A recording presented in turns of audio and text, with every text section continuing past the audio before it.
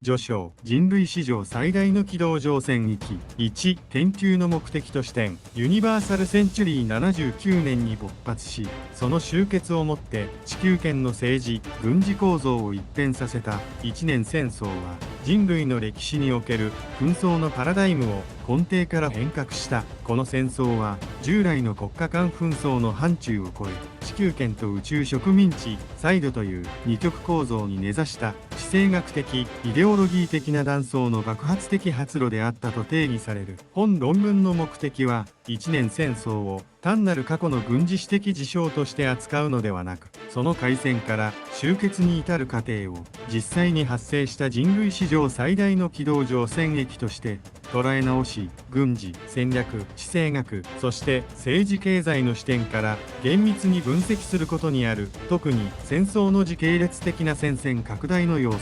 ジオン公国軍のゲリラ的戦略ドクトリン、および地球連邦軍の物量と技術による反転攻勢の構造的要因に焦点を当てる。2、地政学的構造、植民地支配の構造的緊張。一年戦争の勃発は地球連邦政府による権威主義的な宇宙植民地支配体制という構造的緊張に根ざしている。地球連邦は地球に居住する特権階級を保護し、宇宙植民地であるサイドからの資源供給に依存しながら、サイド住民に対する政治的、経済的な抑圧を継続した。この構造はサイド住民、特にスペースノイドとしての民族自決と独立を希求するサイド3のジオン公国にとって戦争を唯一の解放手段とするに至る構造的な従属状態を意味した。ジオン公国は地球連邦という圧倒的な物量と資源を有する超大国に対し、その脆弱な兵艦戦と政治的中枢を突くことで短期決戦による政治的勝利を目指すという非対称な戦略ドクトリンを採択せざるを得なかった。この地政学的資源的な不均衡こそが一年戦争におけるジオン軍の極端で残虐な初期戦術を決定づける要因となったのである。3、戦争の前提条件。ミノフスキー粒子とモビルスーツの出現。一年戦争が従来の人類紛争と決定的に異なるのは、戦争の前提条件がミノフスキー粒子の戦略的散布によって一変した点にある。ジオン公国によって実戦投入されたこの粒子は、広域にわたる電磁波通信とレーダー機能を麻痺させ、誘導兵器の使用を不可能にした。これにより従来の長距離射撃を主体とした艦隊戦のドクトリンは完全に崩壊し、戦場はミノフスキー粒子の下での肉薄、視認距離での戦闘へと変貌した。この環境下でジオン軍が開発したモビルスーツは、その高機動性と汎用性により戦場の主役となった。 MS は従来の航空機や戦車を凌駕する運動性と火力を持ち、ミノフスキー粒子が散布された混乱した戦場において局地的、機動的な戦術的優位を確保するための鍵となった。 MS の出現は軍事ドクトリンを巨艦巨砲主義から機動兵器中心主義へと恒久的に変革させ、後の全ての紛争に影響を与える軍事技術上の得意点となった。4、戦争の時系列外観戦線拡大の4つのフェーズ。一年戦争の全期間は UC0079 年1月の開戦から同年12月の終結までの1年間に満たない期間であったが、戦線は極めて劇的に拡大し、収束した諸子の理解を助けるため、戦争の経緯を以下の4つの主要なフェーズに大別し、戦線拡大の様相を概観する。1、開戦初期の電撃戦と衝撃。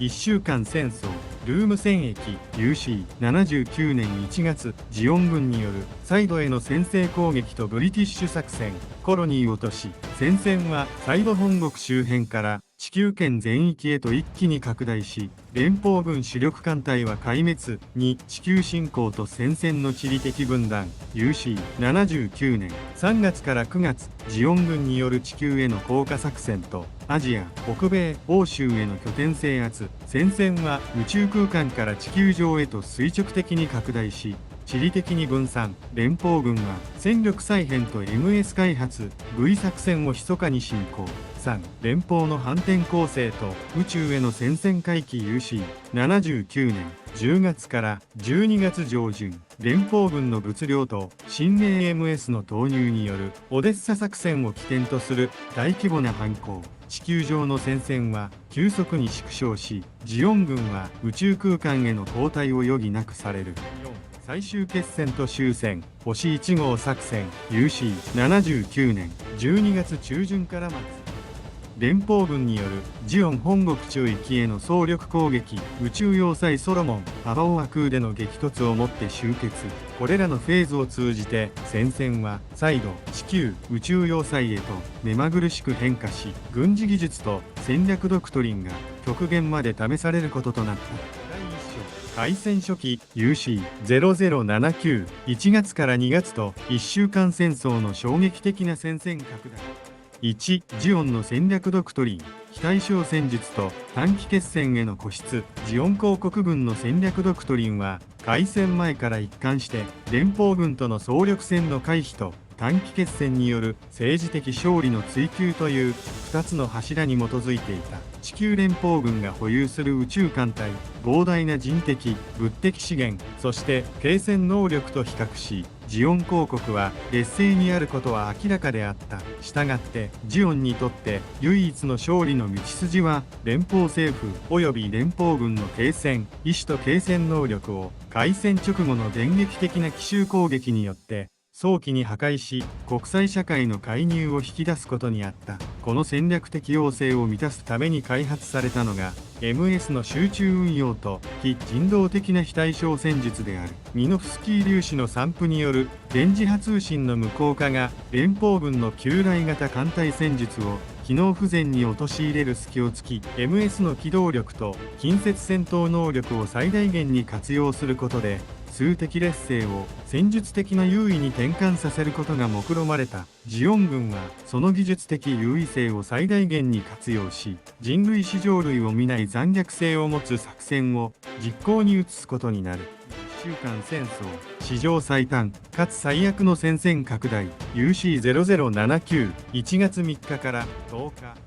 戦争の最初の8日間は後に1週間戦争と称される人類史上最も短く最も壊滅的な戦線拡大の時期となった。ジオン軍の先制攻撃は宇宙植民地サイドを戦線の中核とし、連邦軍の軍事的中枢を叩くことに焦点が当てられた。サイド制圧戦と戦線の一方的拡大。 UC0079 年1月3日、ジオン軍はサイド1、サイド2、サイド4に展開する連邦軍の駐留艦隊及び防衛施設に対して奇襲攻撃を開始した。連邦軍の主力艦隊はミノフスキー粒子による通信機能の麻痺と MS による予想外の機動戦術に適切に対処できず、防衛線は短時間で崩壊した。ジオン軍は制圧目標としたサイド住民に対する化学兵器 G3 ガスの使用という非人道的な戦術を採用し、サイド1、2、4を事実上壊滅させた。この作戦は戦線が地球圏全体へ一気に拡大する直接的な要因となった。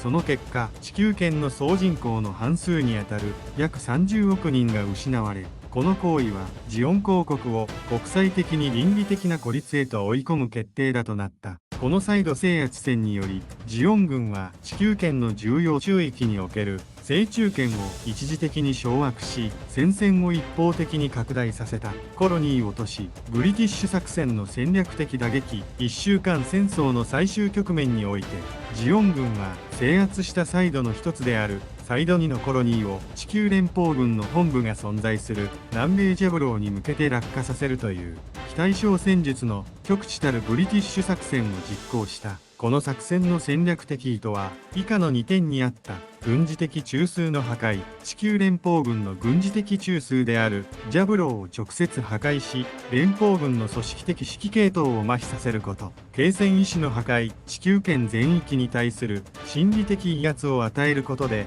連邦政府に早期講和を強制すること。しかし連邦軍の必死の防衛努力とコロニーの軌道修正の失敗により、最終的にコロニーはジャグローを直撃せずオーストラリア大陸を直撃した。この着弾により地球の気象と環境は長期にわたって深刻な影響を受け、地球上の戦線拡大の物理的な部隊が設定された。コロニー落とし自体はジャブロー破壊という軍事目標を達成しなかったが、地球圏全体に対する戦略的打撃としては機能し、人類史における戦争の残虐性の敷地を決定的に引き上げた。3.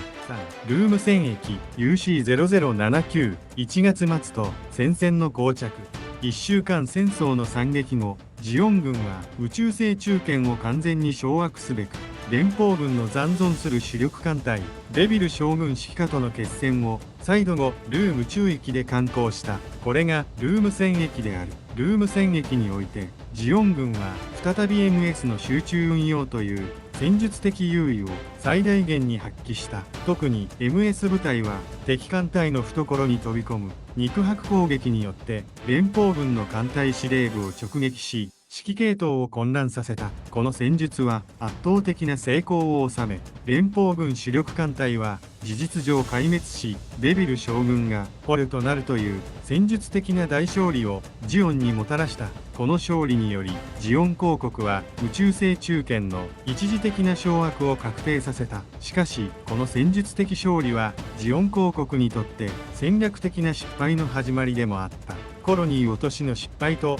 それに伴う異人道的な行為は連邦政府に対しいかなる講和の可能性をも排除し、徹底抗戦の意思を固めさせる結果となった。ルーム戦役での軍事的敗北は連邦の継戦意志をくじくどころか、かえって戦争を生きるか死ぬかの総力戦へと移行させる転換点となったのである。この結果、ジオン公国の望んだ短期決戦による政治的勝利は消滅し、戦線は膠着状態へと移行し、地球連邦軍は戦力の再編と反撃に向けた準備期間を得ることとなった。第2章、地球侵攻と戦略的停滞 UC0079 3月から9月。1. 地球降下作戦の軍事的・地政学的分析。ルーム戦役での戦術的勝利にもかかわらず、短期決戦による政治的勝利の可能性を失ったジオン公国は、戦争を継続するための戦略的資源の確保へと目的を転換した。この目的を達成するため UC79 年3月より開始されたのが地球降下作戦である。ジオン軍は宇宙空間での正中堅を一時的に活用し、ザンジバル級機動巡洋艦や大型降下艇ガウなどを駆使して地球上の戦略的拠点への戦線拡大を図った。この地球侵攻作戦の軍事的・地政学的な目的は以下の通り明確に定義される。資源確保の最優先。地球連邦政府が依然として掌握する地下資源、鉱物、レアメタル、食料生産地帯及び工業生産拠点、特に核融合燃料の供給源を制圧し、ジオン本国の脆弱な継戦経済を補強すること。連邦軍戦力の分散。地球という広大な戦場に連邦軍戦力を引きずり込み、宇宙空間における連邦の反攻準備を遅延させること。戦略的要衝の確保。地球連邦軍の軍事的中枢である南米ジャグローへの攻撃機会を確保しつつ、地球上の主要な工業都市、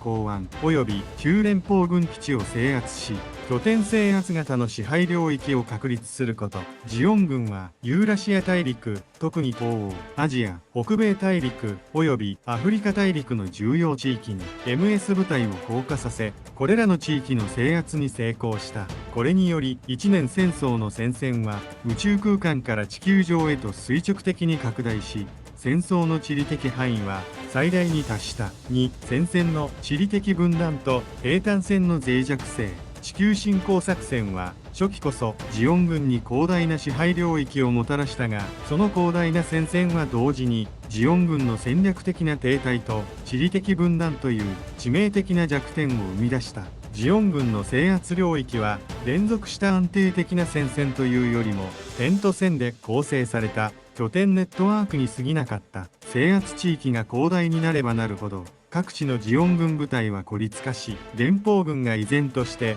制空権、制海権の一部を保持する地球上の環境下で、兵站線、サプライチェーンの確保が極めて困難となった。海、空の優位性。ジオン軍は MS による局地的な戦術的優位を確保したが、グローバルな規模での制海権、制空権を連邦軍から奪取することはできなかった。連邦軍の残存する航空海洋戦力はジオン軍の降下部隊への物資補給を組織的に妨害し続けた。拠点間の分断。ジオン軍の各占領拠点は地球連邦軍のゲリラ的な攻撃や現地住民の抵抗に常にさらされた。ジオン軍は広大な支配領域を維持するために貴重な MS 戦力を防衛任務に割かざるを得なくなり、戦略的な構成能力を失っていった。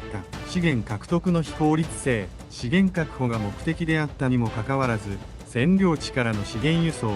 連邦軍による妨害によって非効率的となり、ジオン本国の継戦能力を決定的に改善するまでには至らなかった。この結果、UC79 年夏頃には地球戦線は事実上戦略的な停滞期に入り、ジオン軍は守勢へと転じざるを得なくなった。この停滞期こそが地球連邦軍に戦力再編と MS 開発のための貴重な時間を与えたのである。3. 連邦の戦略的再編と技術的得意点。 V 作戦。1週間戦争とルーム戦役で壊滅的な打撃を受けた連邦軍は、この戦略的停滞期を利用し、組織的な戦略的再編に着手した。連邦はジオンの短期決戦の失敗により得られた時間を最大限に活用し、その圧倒的な物量と技術開発力を傾注してジオンの MS に対抗するためのドクトリンと兵器を構築した。この再編の中核となったのが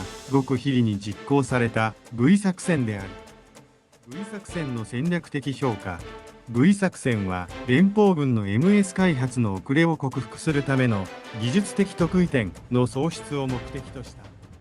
ジオンのザク2に匹敵あるいは凌駕する高性能 MS を開発し、これを少数の熟練パイロットに集中運用させることで戦術的優位を逆転させようと目論まれた。 MS の開発と運用。 V 作戦により開発されたガンダム、ガンキャノン、ガンタンクといった高性能 MS 軍はミノフスキー粒子下での戦闘における連邦軍の戦術ドクトリンを根本から変革した。特にガンダムのビーム兵器はジオンの MS や艦艇の装甲を容易に貫通し、それまでの実体弾主体の戦闘に代わる新たな火力の基準を設定した。拠点防衛と戦力温存。連邦軍はジオン軍の攻撃を受けながらも南米の軍事中枢ジェボローをはじめとする重要拠点を徹底的に防衛し、 V 作戦による新戦力の開発と量産準備が整うまで不必要な大規模戦闘を回避し続けた。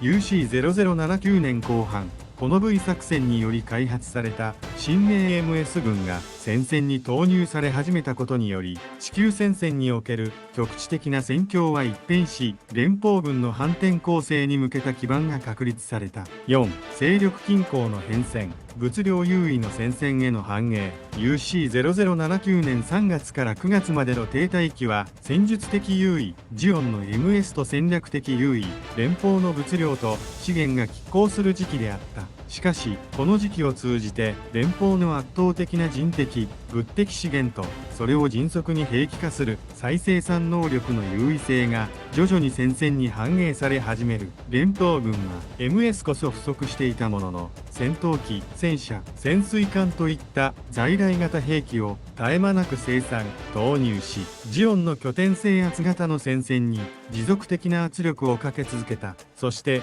V 作戦の成功はこの連邦の物量という巨大な力に対 MS 戦闘で有効な牙を与えたのである。 UC0079 年10月を前に戦線の勢力均衡はジオンの局地的優位から連邦の広範な戦略的優位へと決定的に傾き始めることとなる。第3章、連邦の反転攻勢と宇宙への戦線回帰。 UC0079 10月から12月。1. オデッサ作戦。 UC0079 11月と地球戦線の大規模縮小。 UC0079 年後半、地球連邦軍は戦略的な停滞期に蓄積した物量と V 作戦によって開発された高性能 MS 軍を投入し、全地球的な反転攻勢を開始した。この攻勢の試金石となったのがオデッサ作戦。同年11月6日から10日である。戦略的意義、資源と制中権の奪還。オデッサはジオン軍が支配するヨーロッパ地域の最重要拠点であり、地球上で採掘される戦略資源の集積地であった。ジオン軍にとってオデッサは地球上での継戦能力を維持するための生命線であり、連邦軍にとってはこの拠点の奪還が地球戦線勝利の絶対条件であった。連邦軍はジオン軍の防衛線を突破するために MS 戦力に加えて航空、機構、海兵隊といった在来型兵器の圧倒的な物量を最大限に活用した。連邦軍の新たな戦闘ドクトリンは MS を突破口として機能させ、その後に続く大部隊による組織的な制圧を可能とした。戦線の垂直統合、地球戦線の急速な縮小、オデッサ作戦の成功は地球戦線全体に決定的な影響を与えた。資源拠点を失ったジオン地球侵攻軍は兵站線の崩壊と連邦軍の航空優位によってその防衛体制を維持することが不可能となった。これに続くアジア、北米、アフリカでの連邦軍の連鎖的な反攻により広大な地域に分散していたジオン軍の戦線は急速に収縮。多くの部隊が投降するか宇宙への脱出を試みることを余儀なくされた。この結果、地球上の戦線は開戦初期の一方的拡大から一転し大規模な縮小を迎えた。2、ジャグローの防衛と戦略的欺瞞、オデッサ作戦の失敗を受けジオン軍は連邦軍の反攻が本格化する前に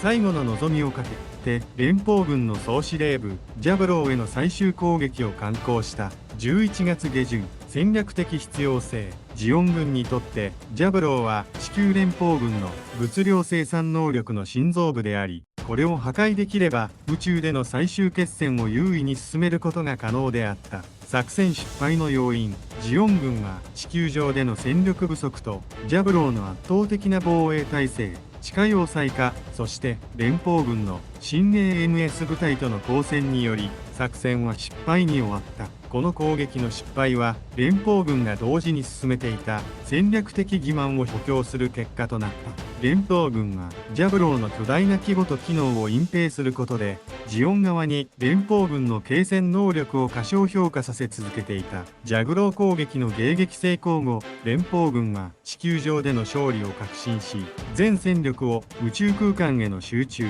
すなわち星1号作戦の実行へと急速に移行させる。これは戦線が地球から宇宙へと完全に回帰する戦略的な大転換を意味した。3、宇宙への戦線回帰と総力戦体制、地球上の重要拠点を失い残存戦力の大半を宇宙へと撤退させた。ジオン公国は UC0079 年12月までに本国たるサイド山周辺の中域に戦力を集結させた。これに対し連邦軍は星1号作戦を発動し全艦隊と MS 戦力を動員してジオン本国中域への最終攻勢を開始した。この時期、戦線は地球上から宇宙要塞ソロモンとアバオア空を中心とする限定された宇宙空間へと収縮した。これはジオン公国の存亡をかけた防御、迎撃戦の段階への移行であり、連邦軍による圧倒的な物量と火力の集中投入を特徴とする総力戦体制の確立であった。宇宙空間における最終決戦は以下の点で開戦初期のルーム戦役とは様相を異にしていた。連邦 MS 戦力の確立、連邦軍はガンダムの量産型ジムを大量投入することでジオンの MS に対する数的質的な劣勢を完全に克服した。宇宙要塞の機能、ジオン軍は巨大な宇宙要塞を最終防衛線として最大限に活用したが、連邦軍の圧倒的な艦隊火力と MS による内部侵入戦術の前にその防御体制は限界を迎えることとなる。結論、宇宙要塞の激突、終戦と地政学的遺産。1、最終決戦 UC0079 12月ソロモン・アバオア空の攻防。UC79 年12月、地球連邦軍は星1号作戦を発動しジオン公国の残存戦力を殲滅するための最終攻勢を開始した。戦線はジオン本国たるサイド3への玄関口に位置する2大宇宙要塞ソロモンとアバオア空を中心とする限定された中域へと収束した。この最終決戦は一年戦争の全期間を通じて最も激しく連邦の圧倒的な物量とジオンの絶望的な抵抗が衝突した総力戦であった。ソロモン要塞の陥落と戦局の決定。連邦軍は戦略的優位を確立するため、まずソロモン要塞への攻撃に全力を傾注した12月24日、この戦闘において連邦軍は MS の物量、ジムの大量投入に加えて、ソーラシステムに代表される超大型兵器を投入し、ジオンの要塞防衛ドクトリンを完全に無力化した。ソロモンはジオン軍にとって宇宙空間における中核的な兵站、生産拠点であったため、その陥落はジオンの継戦能力を回復不能なレベルで破壊し、最終的な敗北を決定づける戦局の転換点となった。アバオア空の最終抵抗。ソロモン陥落後、ジオン軍は残された最終防衛拠点であるアバオア空に戦力を集結させた。この要塞の攻防は、ジオン公国軍の組織的抵抗の終焉を象徴する。ジオン軍は高性能施策 MS、ゲルググ、ジオングなどの緊急投入や学徒兵の動員といった絶望的な手段に訴えた。これは MS の性能を最大限に引き出すことによる戦術的な一矢報いを目指したものであったが、連邦軍の圧倒的な艦隊火力と MS による飽和攻撃を前に、要塞は内部から崩壊した。戦闘終結直前、ジオン公国の政治指導者であったザビ家、レギンザビ、ギレンザビの排除、及び連邦軍によるグラナダでの攻防、12月31日を経て、両軍は終戦協定、南極条約に続くグラナダ条約に署名し、1年戦争は終結を迎えた。2戦争の総合的評価、ジオンの戦略的失敗と連邦の物量優位。1年戦争はジオン公国の戦略的な失敗と地球連邦軍の物量と技術による逆転勝利という構図で総括される。ジオン公国軍はモビルスーツという革新的な戦術的得意点を生み出したにもかかわらず、その技術を戦略的目標、政治的勝利に結びつけることができなかった。一方、連邦軍は初期の壊滅的敗北から立ち直り、圧倒的な生産力と資源を背景に MS 開発の遅れを克服することで、戦争の本質が物量による総力戦であることを証明した。3、1年戦争後の地政学的遺産と恒久的な軍事変革。1年戦争の終結は地球圏の政治、軍事構造に恒久的な変化をもたらした。連邦の支配体制の強化と軍備拡張。連邦政府は戦勝国として宇宙植民地サイドに対する支配体制を恒久的に強化した。ジオンの独立というイデオロギーは一時的に抑圧され、宇宙移民の自治要求は事実上棚上げされた。連邦軍は MS の有効性を確認したことで、 MS を中心とした大規模な軍備拡張、ジムの量産と後継機開発へと移行し、軍事ドクトリンを完全に MS 中心へと転換させた。これは連邦の権威主義的な支配を軍事力によって裏打ちする戦後体制の確立を意味した。ジオン残党のゲリラ化と後の紛争の火種。ジオン公国の政治的指導者層は終戦とともに崩壊したが、スペースノイドの民族自決のイデオロギーは消滅しなかった。終戦を受け入れなかった一部のジオン軍将兵は政治的指導者を欠いたまま武装解除を拒否し、辺境中域や地球上でのゲリラ活動へと移行した。このジオン残党の存在は戦後の連邦政府にとって深刻な治安上の脅威となり、後のデラーズ紛争、デラーズフリート、グリプス戦役といった連邦と宇宙移民の断続的な紛争、ジオン継承戦争の火種として存続し続けた。軍事ドクトリンの恒久的な変革。1年戦争は軍事史において以下の2つの恒久的な教訓を残した。 MS 中心の戦術への移行。戦場の主役は巨艦巨砲から高機動性と汎用性を持つ MS へと完全に移行した。 MS をめぐる技術開発競争は以降の軍事戦略の中心となる。情報戦の重要性の再認識。ミノフスキー粒子がもたらした情報遮断環境は従来の電子戦やレーダーによる索敵を無効化した。これにより死人、肉薄での戦闘技術と戦場における局地的、機動的な情報収集、伝達能力、連邦軍の早期警戒機やセンサー技術の重要性が決定的に高まった。1年戦争は人類が宇宙へと進出し、地政学が三次元的な軌道上戦役へと拡大した時代の最初の、そして最も重要な戦争としてその教訓を後世に残した。その遺産は勝者である連邦の支配体制の歪みと敗者であるジオンのイデオロギーのゲリラ化という形で UC の歴史を通じて続く紛争の連鎖へと直接的につながっているのである。チャンネル登録、高評価お願いします。